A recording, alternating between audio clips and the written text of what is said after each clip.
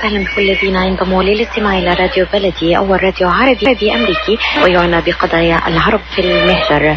برامجنا في راديو بلدي كل يوم جمعة من 8 وحتى 9 صباحا مع ليلى الحسيني في بث حي ومباشر وعبر WNZK راديو 690 AM. صباح الخير بلدي، صباح الخير لكل مستمعينا. Welcome to Radio Baladi, the first Arab, Middle Eastern, and American simulcast radio show. Radio Baladi is broadcast every Friday morning on WNZK 690 AM from 8 until 9 Eastern Time on Good Morning Michigan with Layla Al-Husseini. Our call-in number 248-557-3300. And now, stay tuned for the best radio talk show on Arab and American issues with your host, Layla Al-Husseini.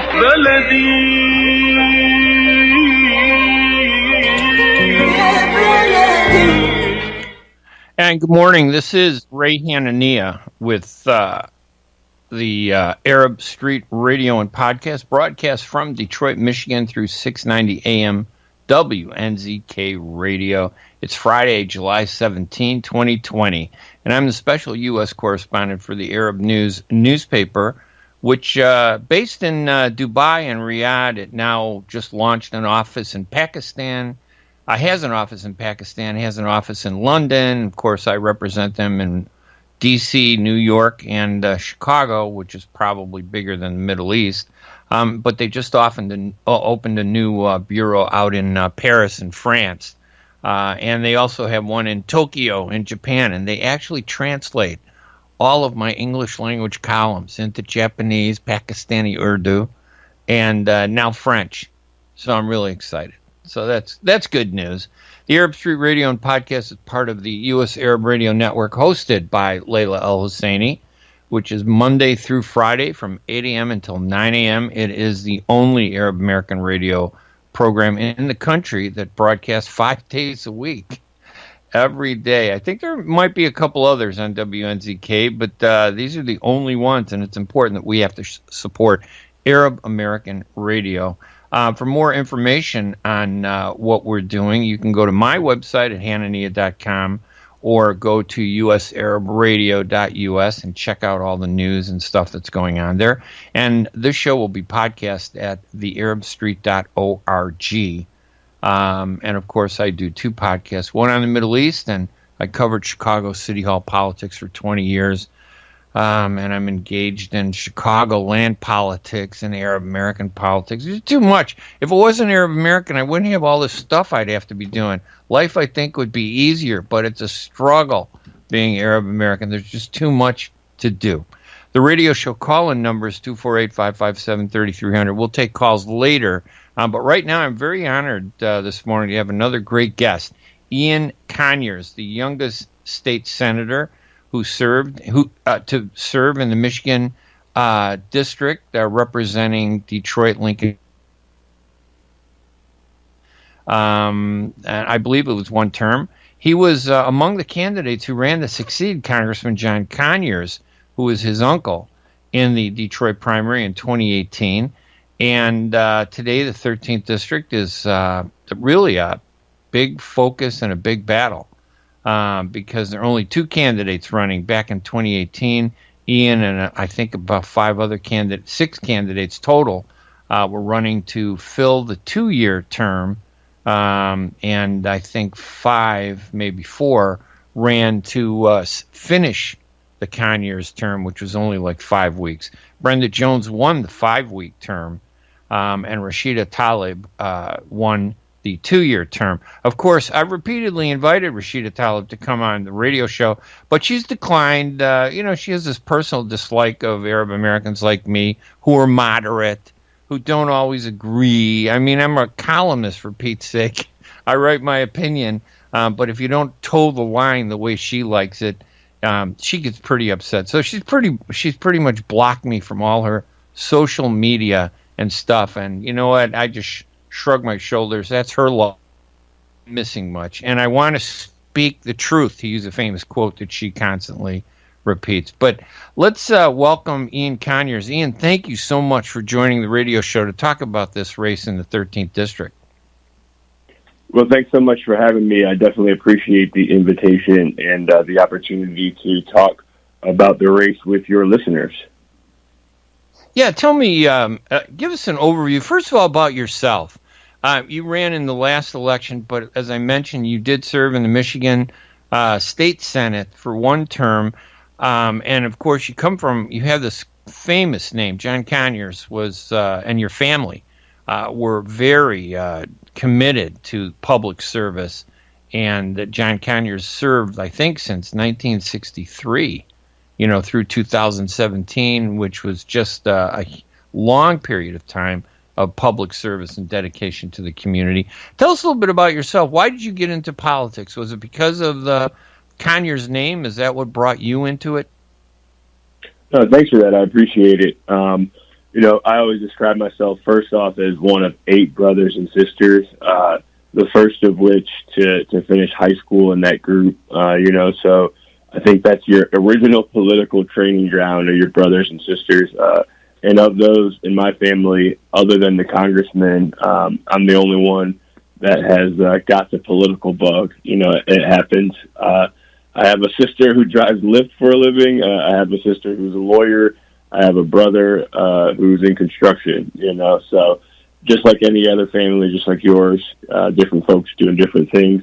But what really drew me to politics was having an opportunity to make a difference, when you have had experiences, and then unquestionably when I learned who my great uncle was, I did everything I could to get close to what he had been working on economic justice and political justice. I thought that was incredibly important. Our family had been in Detroit since 1920, when the congressman's dad, as a 17-year-old, really escaped the racism of Southern Georgia and made his way up to Detroit. And it's funny you would say Chicago, because he got off of that first train and he goes, "Oh man, this isn't Chicago." Wow. And that was the start of our family here. Absolutely. And that's amazing. Yeah. Go ahead. Sorry. Yep. I served a term in the Michigan Senate. I started off challenging an incumbent for a state House seat, and then a state senator had to step down. So I stepped up into that open race and ended up winning out over 5 candidates, in which one of them was a 10-year Michigan state legislator, and had the opportunity to give the residents my resume. Our district was much like the 13th district, where it's not just Detroit. We also had that downriver community. So coming up with policies, building coalitions, listening to the community before making policy decisions for them was really important. And I felt like we did a great job of representing people. And in 2018, decided to take that to the congressional level, of course, with John Conyers retiring from Congress. But a lot of folks don't remember, we had that issue where the governor held the election for about a year out to run them at the same time. And it seems that's a large part of the reason confusion in the election results of 2018. So we'll have a chance to see a real referendum on that vote coming up in just a few weeks. That's interesting. I'd forgotten that. You're right. To fill after he left office, they should have had an election. But you're right. They held the 2 elections together, and it was confusing. Brenda Jones, obviously, as you know, won the race to finish the term. But by the time they had the election, there was only 5 weeks left for that term. And then Rashida Tlaib was able to come in and win the 2-year term. There were more candidates running in the race that Rashida ran in, and she beat Brenda Jones by 900 votes. But there were, I think that there were like 31,000 other, or almost, at least 30,000 other votes between the other candidates. And yourself, Coleman Young, Chanel Jackson, and Bill Wild, of all this race. That's why I think this is probably the real definitive race for the 13th district. All of you have endorsed Brenda Jones. Why did you endorse Brenda Jones over Rashida? Well, I think when you look at what would have happened in most other elections, what voters are used to in Detroit, especially in Southeast Michigan, is that if no one gets 50%, you should have that runoff scenario. And I believe that in 2018, had there been a next round in November, because remember, it's so overwhelmingly Democrat here, the primary largely is it. And I think that naturally Brenda would have pulled out in the next round of elections a win. And anytime you're that close, and you saw she was actually running in November, she had said she was not going to give up. I think that it speaks volumes when you have the other competitors acknowledge the service really on the grassroots level that Brenda Jones has provided for so long. I think when you talk about the state legislature, I, like the Congresswoman, served in the state Senate, state legislature, and so often that work is done in chambers and in halls and in speeches to people that aren't there, and you get away with a little bit of not being present in the neighborhood. I think what Brenda Jones has brought to the table is that never turning away from citizens at her door. You know, when you're a Detroit City Council member, you can't say, oh, I'll be back, or, oh, I have to go to session, or, oh, I have to go to, you know, some other place to travel to do my work. She's been there day in, day out, each and every day, and really meeting the neediest of folks at their door. And I think it's work that her life of service has really lent credit to. And, you know, without doubt, when you have the mayor of one of the most, you know, the largest cities in our congressional district, like Mayor Wild endorsing, and you've got two other former state legislators who have all served together, getting behind one person, it's really going to be up to the community to speak with a loud voice about the type of service that they'd like. And the real setup is, do they want someone who has a policy prescription for you, or do they want someone who listens to the needs of the community? And I think there's no more clear choice than Brenda Jones.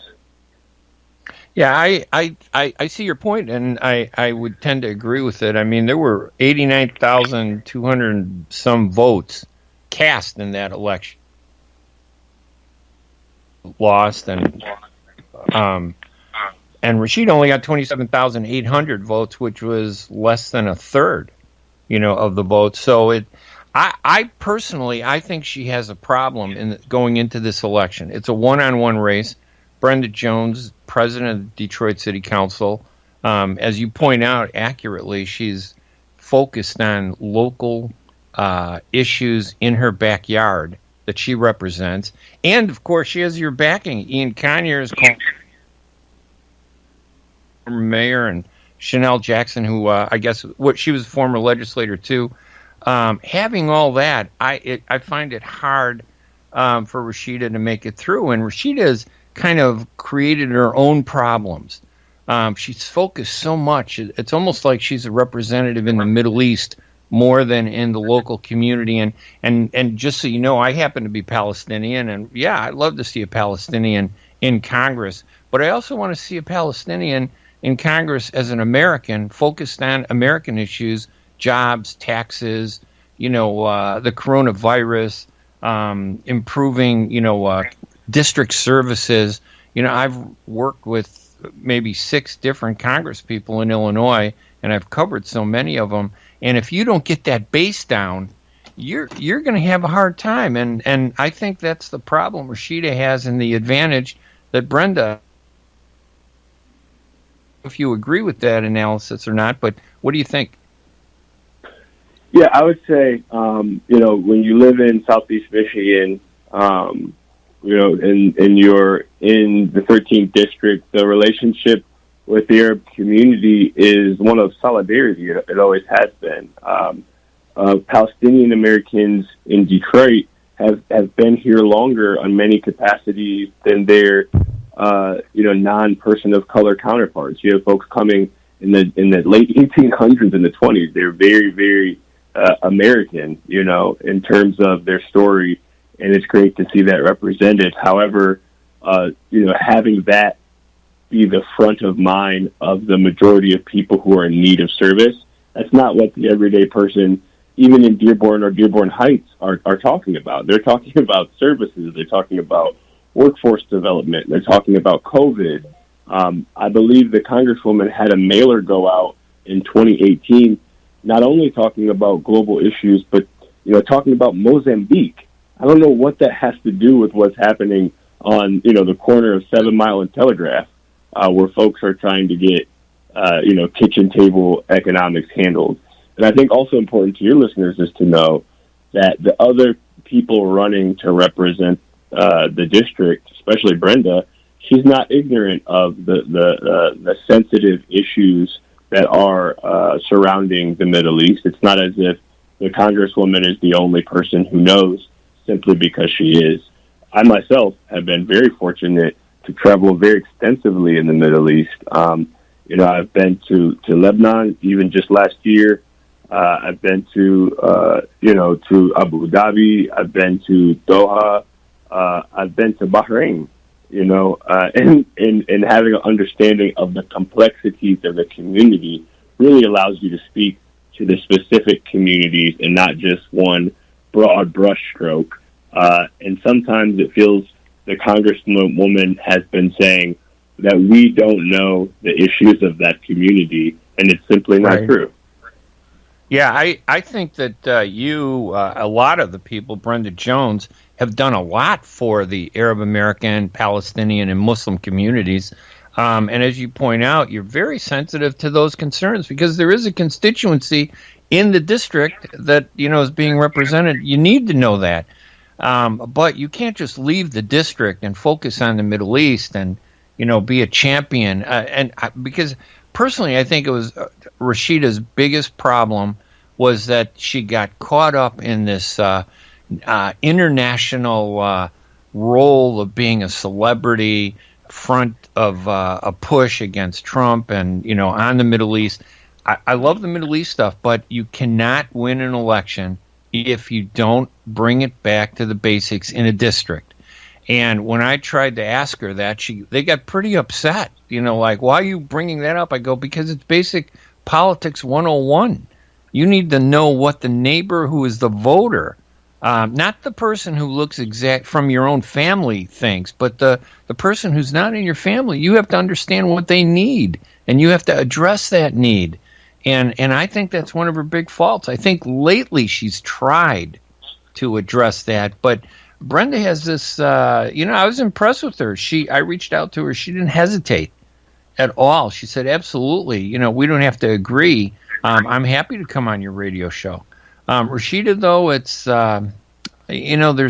it's too much emotion and not enough look at stuff. We're on the line here at the Arab Street Radio with Ian Conyers, and we're talking about the 13th Congressional District race. Ian, do you mind if we take a quick break, and then when we come back, we'll continue the interview just a little bit? Not at all. Looking forward to it. Thanks so much. All right. Great. Hang on, and we're going to do a quick break here at the Arab Street Radio and podcast broadcast from Detroit, Michigan through 690 AM WNZK Radio. I'm Ray Hanania. It's Friday, July 17, 2020.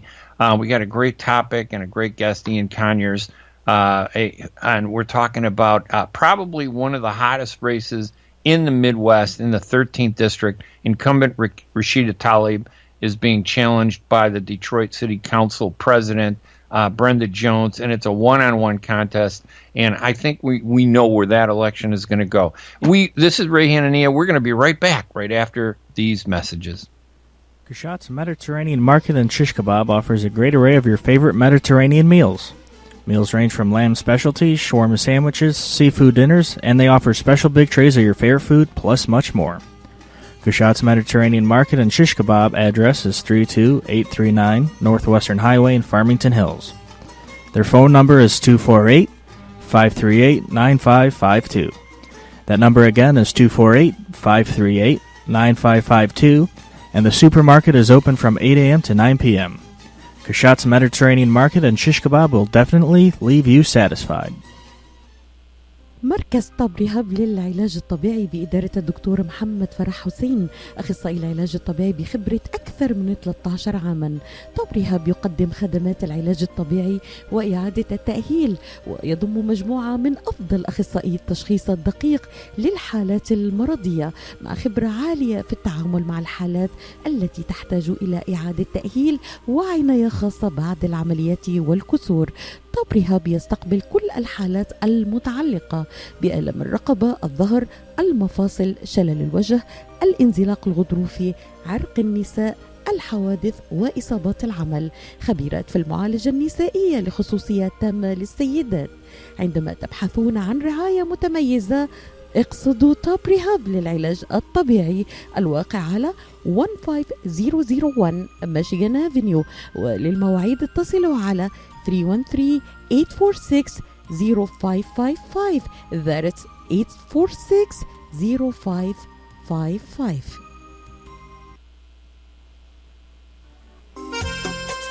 Ziyad brand. Quality products from our family to yours.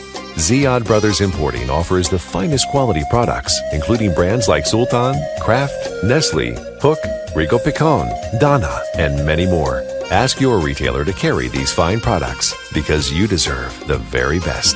For more information, visit our website at www.ziyad.com. That's www.ziyad.com. Ziyad, quality products from our family to yours.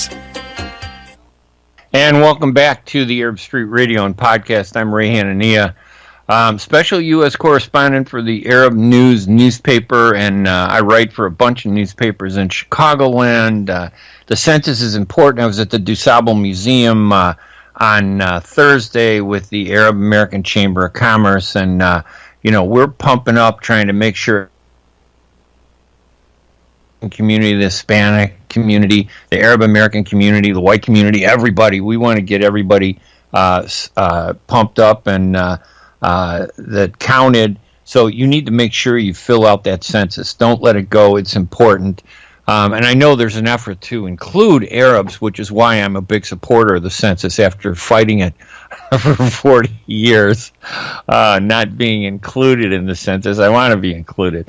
We're on the line with Ian Conyers, who is the nephew of a former congressman, and he ran in the 13th district. He knows the 13th district, and we're talking about this big race, August 4th. The Democratic primary race, head-to-head between Rashida Tlaib and Brenda Jones. And Rashida is the congresswoman, and Brenda is the former congresswoman who served 5 weeks, and also the president of Detroit City Council. Ian, when I know the Middle East is important, and I appreciate the fact that you point that out, that you, Brenda, and others in the district feel, that Palestine is an important issue, that justice is important, civil rights is important, and standing up for these things. But when in a congressional race, it's always local. And I was wondering, what are the big issues you think that exist in the 13th district that need to be addressed, that you think that maybe Rashida has not? Well, and I would also add, campaign promises are incredibly important to keep as a freshman congressperson. Oh, yeah, that's right. Absolutely.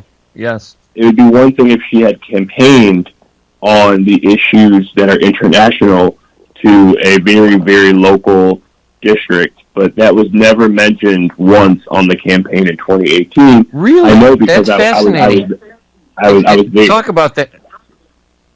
I'm sorry, Ian. I apologize. I didn't mean to interrupt you. Talk about that a little bit. That's important. That's an important point. I hadn't even thought of that. Exactly. You have the support so much to do the things that you talked about in your campaign. Now, when international issues come up, absolutely you speak out about it. When it's something that personally affects you, absolutely you have the right to make a statement. But the everyday work ought to be that in which you have talked about delivering to the people who pledge their support to you. And secondly, what's incredibly important to remember is the financial component of this. Rashida outraised everybody in the last race. and likely has outraged Brenda. However, that did not make a difference in the 30,000 votes that that Brenda Jones received, with nearly a couple $100,000. Brenda Jones didn't even need the type of advertising or didn't need the type of election get out the vote operation. And I think at this point, no matter what type of money is used, voters have made their decision and are well aware of who each candidate is. And I think that tips the scale kind of in a David versus Goliath scenario, in which I think the voters, many of the absentee voters who are now able to no reason absentee vote, are well aware of who each candidate is, which plays directly into someone who delivers service that you've actually asked for. That looks like workforce development. That looks like healthcare funding. In the 13th district, that's housing, it's senior meal programs, and it's not something that Brenda has talked about creating from scratch with or without our input. It's something that Brenda has been able to deliver for nearly 2 decades, from her union work down into her being elected by her own peers, which like I know, getting your own other politicians to give up their influence to you, and her being city council president, that's huge. It speaks to her being able to coalition That's an build. interesting point that you. That's an interesting point that you make about you gotta. It would have been nice, and of course I'm in Chicago, but in congressional districts here. But if somebody ran for office in Chicago, and then only address local issues and issues of concern to the district, you go, okay, that's great. And then when they get into office, then they start talking about stuff they never mentioned, during the campaign. That's almost deceitful in a way. I would be upset as a voter. And I know that, I think Rashida recognizes her problem today, but I don't believe it's enough. Do you think there's enough time? We only got 3 weeks.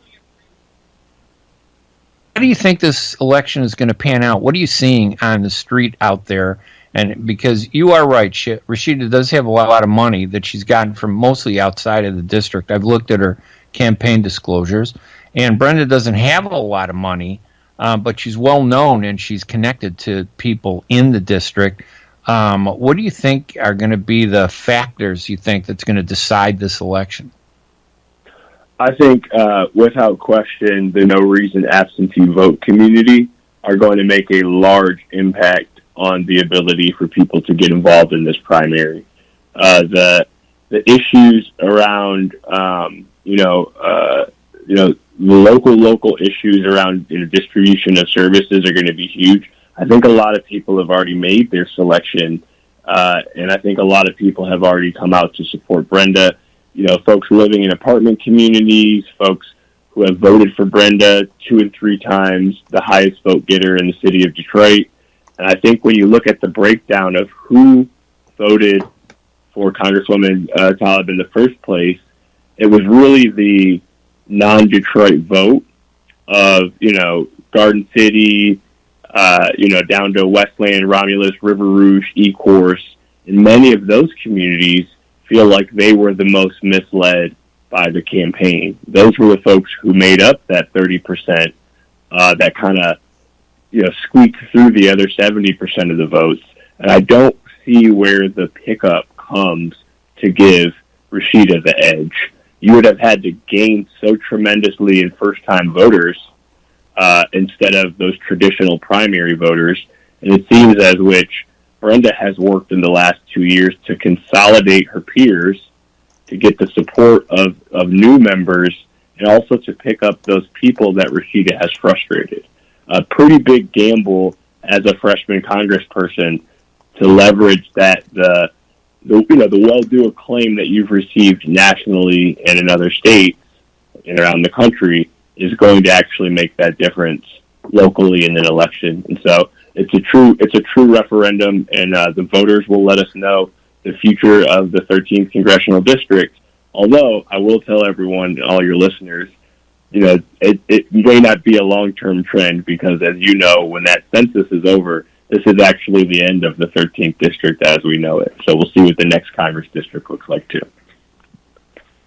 So the district is going to be redrawn probably after this election, and it'll bring in more area. But the African American vote is significant in this district. I can't see them dividing that African American vote. I think it's like 67% of the district. You know, we have districts like that in Chicago that are drawn to ensure that African Americans have a voice. And that's why the census is so important, because when you're identified in the census in an area, they kind of try to make sure that these districts represent, the constituency in the area. Do you think there's a risk that the new district might somehow dilute the African American vote, or would there be people out there that would want that? I just don't see that happening, but anything is possible in politics. Well, the new district will hopefully adhere to the importance of the Voting Rights Act when you can't just draw an underserved community into one congressional district. Yes, we've lost population in Michigan, but the new Voters Not Politicians nonpartisan group will be focused on making sure that not only are they making districts that make sense geographically, because they don't right now, but districts that also have enough of each member of the community to not just draw the African American community into one congressional district. If you go back in history, when Governor Romney was doing 2-year terms for governor, when they did the rewrite of the Constitution and the census that went along with it in the early 60s, they made sure that there were 2 districts that represented not only the African American community, but communities of color in Southeast Michigan. And the last question I have, I know that I don't want to keep you too long. I know that you have a lot of stuff to do today. And again, Ian, I really appreciate you taking the time to talk on radio. That this election is so important, and your voice and Brenda's voice. And I wish Rashida would have agreed to come on, but she just can't get past that, emotional anger she has with anybody from her community that isn't 100% loyal, quote unquote. But I think it's one of the things that you pointed out is really important, the makeup of a district. Do you think Rashida can overcome the odds, or that the African-American voters won't rally behind Brenda at this time to ensure that they have someone who's going to speak to their needs, and maybe not just African-Americans, but everybody in the district, that isn't, that where the emphasis isn't on the Middle East, that side of the district, I tend to think that, it isn't enough to say you're against Donald Trump. Everybody is. The guy's not a great president. I don't know. That weighs heavily out there in that district. I think, that there's such a large African-American vote. Can they stand up for Brenda? Can Brenda expect to get a strong voice of support from them? I think that the results of the presidential primary, which were 3-1 for Joe Biden's approach, which is the same approach that Brenda Jones would bring to the table, coalition building, hard work, traditional Democrat, I think those results will hold true in the August primary. And I think that, Detroit, unlike any other African-American community in the country, have been open to people of all races being involved. Mainly, if you look, we have a non-black mayor, and the voters themselves made that choice. So we're not, a monolith that only vote for people of the same color. If you look across the African-American community, you got people of every color who are also identifying as African-American. So it's not just let's fall behind one person. And we voted for the person who we think can deliver those everyday services through an incredibly difficult community that's got its own issues that are both systemic but also, long-lasting at this point. So the issue isn't race. The issue is who's going to deliver the services that I need as a resident of the district. Absolutely. All right. Ian, listen, again, thank you for taking the time to join us to help us understand that race. I think it's important and critical, and for all the communities to understand what is happening and what will happen there in the election on August 4th. It was very kind of you to come on. Ian Conyers, former Michigan State Senator, is supporting Brenda Jones in the 13th Congressional District race, and we appreciate it. Thank you so much, Ian. It was a pleasure talking to you. Thank you for all that you do. Thank you to all the Arab Street Radio listeners, and keep it going. Hope to come back soon. That'd be great to have you on there. Maybe after the election, we can do. I'd love to get your perspective on what happened. That's always exciting. So thank you, Ian. Take care. Bye-bye. All right, buddy. Thanks. I'm Ray Hanania. This is the Arab Street Radio and Podcast, broadcasting from Detroit, Michigan through 690 AM WNZK Radio. I'm the U.S. Special Correspondent for the Arab News newspaper, and I cover the U.S. We're building bureaus all over the country: Washington, D.C., New York, Chicago, Los Angeles. The Arab News just opened a bureau and edition in France, a French edition. It's actually in French. So the French people are going to be reading my column about which focuses on the Middle East in French, which I think is pretty cool. Right now they publish in Japan a Japanese edition, in Pakistan an Urdu edition, and I get all these emails from people that read the column, and I have to translate them sometimes in Urdu and in Japanese, and even from London, England, where they speak English, but it's kind of the King's English. It's a little different from the English of the colonies here where we live in the United States. We're gonna take a quick break. When we come back, we'll talk about a lot of other issues. Our number is 248-557-3300. We'll take some phone calls if you want to call in and talk about the 13th District or other stuff that's happening around the country in Michigan and in Chicago. I'm Ray Hanania. We're going to be right back right after these messages. Life is a nonprofit charity that's provided humanitarian aid and development to people and communities for over 25 years, regardless of race, color, religion, or cultural background. When disaster occurs here or around the world, Life for Relief and Development rushes in to provide food, medical aid, and shelter to those in need. Please help improve these efforts. Make your tax-deductible donation to Life now at lifeusa.org or call 248-424-7493. إلي ساعة عم بستناك مشان نروح نتغدى بالشام. الشام؟ ايه بالشام ومو بالشام. شلون صارت هي؟ بدل ما نروح نتغدى بالشام ايه جابوا لنا الأكلات الشامية الطيبة لعنا لهم. وشلون بقى؟ هذا مطعم دماس عم يعمل كل الأكلات الشامية الطيبة هو. وطيبة؟ طيبة كتير. شرفوا نتغدى سوا بمطعم دماس.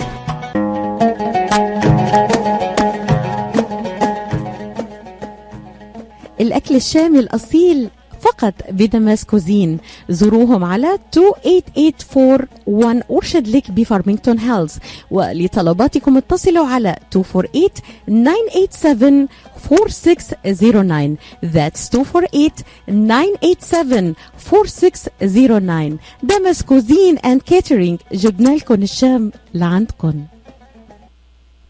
When it comes to reproductive medicine, IVF Michigan Fertility Centers are the recognized leaders. With locations in Bloomfield Hills and 5 other cities in Michigan and Ohio, IVF has experts in all aspects of the field. As a founding member of IVF Michigan Fertility Centers, Dr. Nicholas Shama is one of the leading reproductive endocrinologists in Michigan and Ohio. Dr. Shama has performed over 10,000 IVF cases and has helped thousands of couples fulfill their dreams of parenthood. American board certified in both obstetrics and gynecology and reproductive endocrinology and infertility, Dr. Nicholas Shama is a very caring, compassionate, expert physician that understands not only the medical but also the emotional toil of infertility on his patients. When it's time, get personalized care from Dr. Nicholas Shama at IVF Michigan Fertility Centers in Michigan and Ohio. Call toll-free 855-952-9600, 855-952-9600.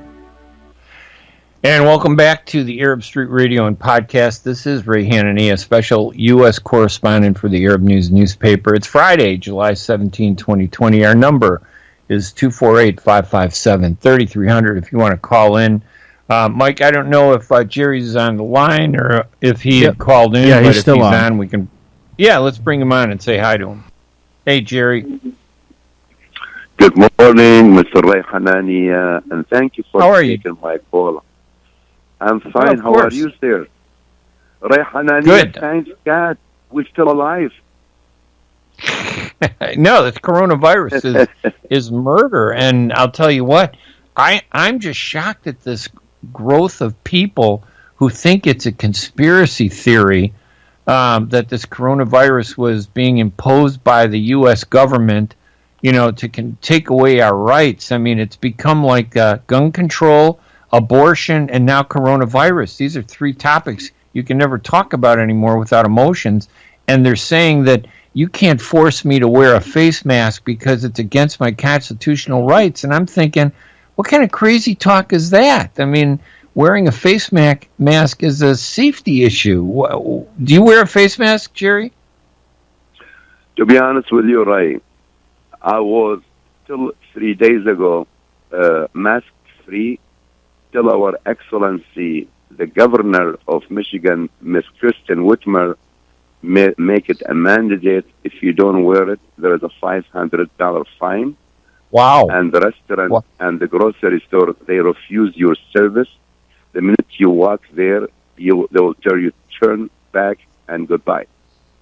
Yeah, but Jerry, aren't you worried if you weren't wearing a face mask that you might get coronavirus? I mean, I know it's uncomfortable for some people. I remember traveling, seeing Asians, Japanese wearing face masks all the time, even over the past 10 years, not just recent. But it just seems like a safety measure. You don't want to get sick, do you? My friend Ray, nobody want to get sick and nobody want to die from corona. But you know, Ray, the virus is in the air. No mask and no million masks will help you. The only thing will protect you is your immunity system when you build it in your own body. But you know what? Listen, Jerry, we agree a lot. I disagree with you on this one, and I'll tell you why. Normally in the spring, I get the flu. Now, this coronavirus came up, and I didn't get the flu. And you know why I didn't get the flu? I've been wearing the mask every time I go out. I maintain social distancing of 6 feet. I am constantly washing my hands and I carry a bottle of hand sanitizer now. Now in my pockets, I have a cell phone, car keys, and I've added the bottle of, hand sanitizer. And I think the reason I didn't get the flu this year is because I've been doing things to keep that virus from getting into my system. You're right, it's airborne. But if you breathe it in, if somebody sneezes or Mr. Ray Hanania, you could get it. I'm just... Go ahead. I'm sorry to interrupt you. The flu every season caused the death of 200,000 American nationwide. Yes. And I do believe the corona death exists 135,000 in the USA. So that means it's less than the flu of a death every year. So that's why, Ray, I say, every life, I know, Ray, every life is beautiful. But why, Ray, the fake media try to make corona bigger than its real size? Yeah, now I agree with you about the news media. Okay, I think when it comes to certain topics, they're biased. They, for especially Middle East, they can't tell the difference between Chaldeans and Palestinians. Right, Christians friend, or Muslims. They treat us all as one person because it makes it easier for them to hate on us. Yes, but coronavirus, Ray, that's one thing about corona. As bad virus it is, but it is very fair and justice that does not make a difference between Jewish or Christian or Muslim or Buddhist. Yeah, it doesn't matter who you are, right? Or no matter the color. Yeah, right. This is small virus was able to paralyze the whole world, right? The tanks and the missiles and the nuclear weapons, they are standing They don't know what to do with this virus. Yeah. So, listen, Jerry, regardless thank you if for... it is, Ray, regardless of this is a politics games or not, the people are the victim. Ray, my friend, the worship houses from Senegal to churches to mosques, they are all shut down. Ray, even Ta'ziya, you know what Ta'ziya, Ray, the funeral? When my brother died 3 months ago, there was only 7 people in his graveyard in the cemetery. This is a sad picture, Ray. Very sad. And now, Ray, it is. the top doctor in the White House, Dr. Fauci. What's his name? Fauci. Dr. Fauci. Yeah, Fauci. I'm sorry. Fauci. Right. He has like an Arab name. He has like an Arab name. Yes, I thought, I wonder if this guy's Arab. I don't know. Right. Do you know the doctors say the vaccine won't be available maybe till the year 2021, year and a half? Yes. So, Ray, what are we going to do? Listen, but Jerry, Ray, but we don't blame it on politics. This is a virus. I read the story about 2 books now on the 1918 virus, the H1N1, the original H1N1 from 1918, and that went on a year and a half and took millions and millions more people than are dying.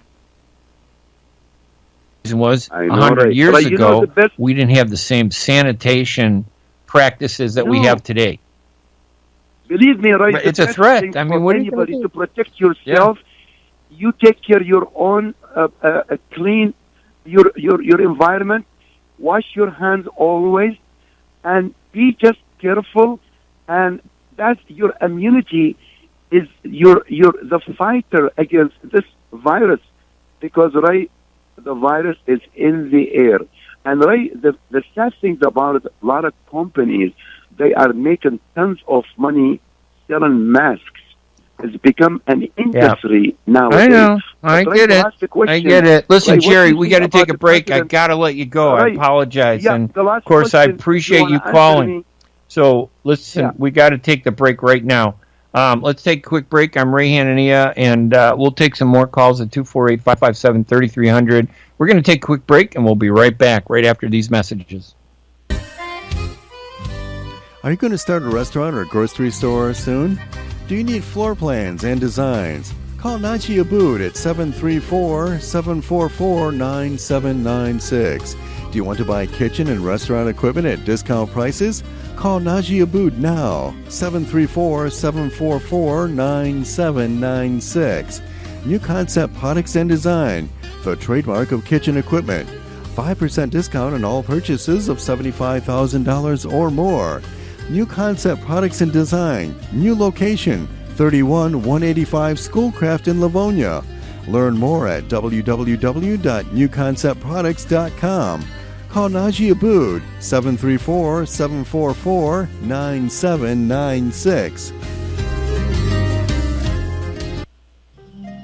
مرحبا سعيد. اهلا علا. ليش هالمقابله الفاتره هي؟ بيقول المثل لاقيني ولا تغديني. يمه زعلتي، شنو رايك اذا لقيتك وايضا غديتك باحسن مطاعم ميشيغان، مطعم عشتار؟ والله فكره، افضل الاطباق والمقبلات العربيه والعراقيه واحلى ملقا. ولا تنسين اللحوم الطازجه مباشره من ملحمه عشتار لزباين عشتار. وملحمه عشتار توفر اختيارات متنوعه من كافه انواع اللحوم وباسعار متميزه وجوده ايضا مميزه. ملحمه عشتار تقع على 36865 راين رود في مدينة ستيرلينغ هايت. وأكيد أحلى لمة وأطيب لقمة في مطعم عشتار اللي عنوانه 3625 15 مايل رود في مدينة ستيرلينغ هايت. هاتف 586-698-2585 586-698-2585. يلا علا، يلا عشتار للجودة وكرم الضيافة عنوان مطعم عشتار. When you're looking for the best in optical care, Dr. Imad Nakash is your doctor to see. With years of experience and thousands of successful procedures performed, you can trust your eyes to Dr. Imad Nakash. See Dr. Imad Nakash and his professional staff for your eye care needs. There's 2 locations to serve you. In Hazel Park, call 248-336-3937. 248-336-3937. In Rochester Hills, call 248-299-3937. That's 248-299-3937. And welcome back to the Arab Street Radio and Podcast. I'm Ray Hanania. I wanted to take a moment just to kind of tell a short story about a friend who passed away, Muhammad Judah, a great guy. And then also Hamid Barbarawi passed away a little while ago, I heard. These are names from Chicago's history. These are people that did so much in the Arab American community for Chicago. Hamid Barbarawi owned the Mediterranean House restaurant in Skokie, up north on Dempster, north of Chicago. And for years, when I was a young kid, after I got out of the military, I worked on the Palestine radio every week, every Sunday, 2 hours, I think it was, of radio discussion. We'd talk about the Middle East, one of the few Arab radio programs back in 1975, 1970. Were able to be on the radio was that Hamid Barbarawi, who owned that big restaurant, the Mediterranean House, which is one of the few big Middle East Arab restaurants in the North Chicagoland area, would advertise on that radio station. And, I know that we kind of, with all the stuff we have today, the internet and all that other stuff, we kind of take this for granted. But radio is so important. You want to advertise on it because without advertising money from businesses, you cannot keep things going. And you can't keep these shows out. And it's so important for Arab Americans to have a voice where they can talk about issues. As I said earlier, everybody's invited on my show, and I know Layla does the same thing. She does a great job. She talks about the community and everything, events. I do more of the politics, I think. In my segment on Friday, I'm here the second Friday of every month, and today is a special edition of the radio show. And to have those. We've had Brenda Jones and Ian Conyers talking about the 13th district race. I have invited Rashida Tlaib on many times, but she does this all the time. She says, "Oh, nobody invited me." That's what she told the Jewish News. When the Jewish News, they said, "Oh, we never got your invites." I know Rashida got mine because she blocked me from all of her social media, and she blocked me because a friend of mine from Detroit is someone she doesn't like. And I'm not going to mention his name, it'd be up to him, but she is so dug in about personal animosity that I think she's missing the bigger picture of politics. And I think the most important thing Ian Conyers said during the interview when he was on there was that she never once in the election in 2018 brought up the Middle East. She made all these promises about how she was going to represent the 13th district, how she was going to bring jobs to the 13th district, how she was going to bring money to the 13th district, how she was going to bring representation to the 13th district. And yet, we've all seen, and I love Palestine too. I just want people that are effective in representing Palestine to represent Palestine. Just because you're Palestinian doesn't mean you are the perfect representative to speak on behalf of Palestine. And I know how some Arabs are mad at me because, why would you bring Brenda Jones on? Why wouldn't I? This is America, pal. You don't like America. I don't want to say go back to the tyranny, but leave the tyranny back home. We got too many Arabs that are physically here in the United States, but mentally they are back home. And you need to drop that. And you need to focus on being an American. And that's one reason why we can't be effective in this country, because too many of us are led by leaders who are physically in this country but mentally back home. All they talk about is the Middle East conflict, and that's not how it should be. We need to talk about what needs to be done in this country to help our community, the census. We need to talk about getting jobs. We need to talk about being hired, and we need to talk about the concerns of our neighbors, what's bothering them. And then once you do that, once you become established, then you bring in the Middle East issues. You don't lead with the Middle East issues. You don't wrap yourself up in the Middle East issues. I think that's what Rashida's done, and I think it's going to cost her the election on August 4th. I think she has a real problem. I think that this district is going to remove her mainly because she did exactly what Ian Conyers pointed out. She made promises and she didn't deliver. And instead, she went for celebrity. And I guess she got all caught up in that, hey, I'm a member of the squad, and Alexandria Ocasio and Ilhan Omar. I'm buddies with them. I'm famous. We got too many people like that are so more interested in their own celebrity and fame when they get into public office. They forget about why they're there. And Rashida was there to bring jobs to the 13th District. Rashida was there to bring services to the 13th District. Rashida was there to find out about unemployment and to find out about the economy and to address issues like, credit card interest rates. There's so many things, transportation, cleanliness, sanitation in districts, money for different organizations. That's how she was going to help Palestine. But instead, she got up on that big stage, and it was kind of annoying to me that somebody who so symbolized Palestine would get up there and use foul-mouthed language, to use the F word and be proud of that, when she was talking about President Trump. Trump is definitely not the best candidate in this next election. I chose him over Hillary Clinton because I thought there's a chance that maybe he'll disrupt the system and help us. He didn't do that. Now, and I'm not sure Biden can do it. This is a dilemma. It's like, oh my gosh, who do you choose? Biden, who declares himself a Zionist and who did nothing when he was, vice president. All these things he says he wants to do, he could have done when he was vice president, for all those years. He didn't do that.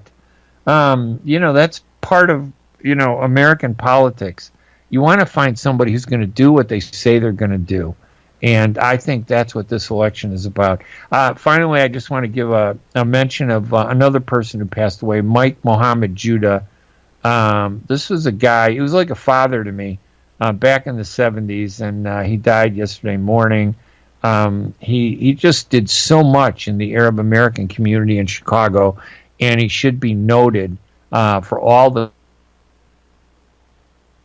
So there's a prayer for him, a prayer for Hamid Barbarawi, and we're going to, stay tuned, see how this next election comes up August 4th.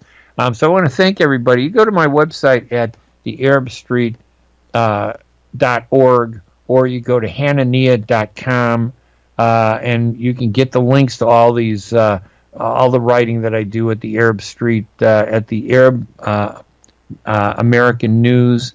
.com, suburbanchicagoland.com.